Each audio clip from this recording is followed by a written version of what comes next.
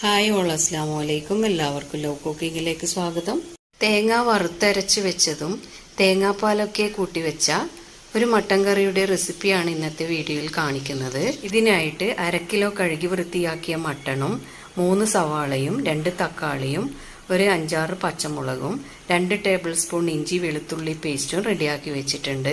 ഇതുണ്ടാക്കാനായിട്ട് pressure cooker അടുപ്പത്ത് വെച്ച് 4 table spoon വെളിച്ചെണ്ണ ചേർത്ത് കൊടുക്കാം. വെളിച്ചെണ്ണ ഇല്ലാന്നുണ്ടെങ്കിൽ നിങ്ങൾ യൂസ് ചെയ്യുന്ന ഏതാ ഓയിലാണോ അത് ചേർത്ത് കൊടുത്താൽ മതി. ഇതിലേക്ക് കുറച്ച് സ്പൈസസ് ചേർത്ത് കൊടുക്കാം. പിന്നെ നമ്മൾ കട്ട് ചെയ്ത് വെച്ച സവാളയും തക്കാളിയും അതൊക്കെ ഇട്ട് 1 ടേബിൾ സ്പൂണോളം കല്ലുപ്പും ചേർത്ത് നന്നായി വഴറ്റിയെടുക്കാം. പൊടികൾ ചേർത്ത് കൊടുക്കാം. 2 ടേബിൾ സ്പൂൺ മുളക് പൊടി, 1.5 ടേബിൾ സ്പൂൺ മല്ലിപ്പൊടി, 1 ടീസ്പൂൺ മഞ്ഞൾപ്പൊടി, 2 ടീസ്പൂൺ കുരുമുളക് പൊടി, 1 ടീസ്പൂൺ ഗരം മസാല പൗഡറും ചേർത്ത് ഒന്നുകൂടി വഴറ്റിയെടുക്കാം.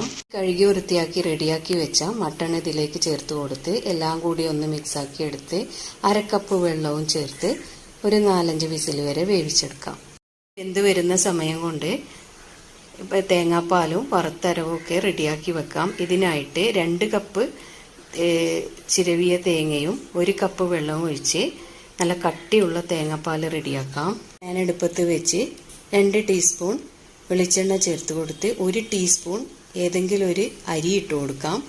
പിന്നെ ഒരു ടീസ്പൂണോളം വലിയ ജീരകവും 10 ഇതുപോലുള്ള കുഞ്ഞുള്ളിയും കുറച്ച് കറിവേപ്പിലയും ചേർത്ത് കൊടുക്കാം.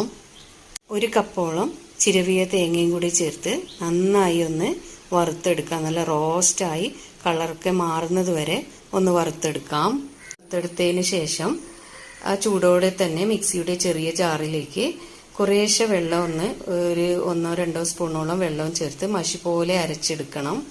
ഒക്കെ വെന്ത് വന്നിട്ടുണ്ട്.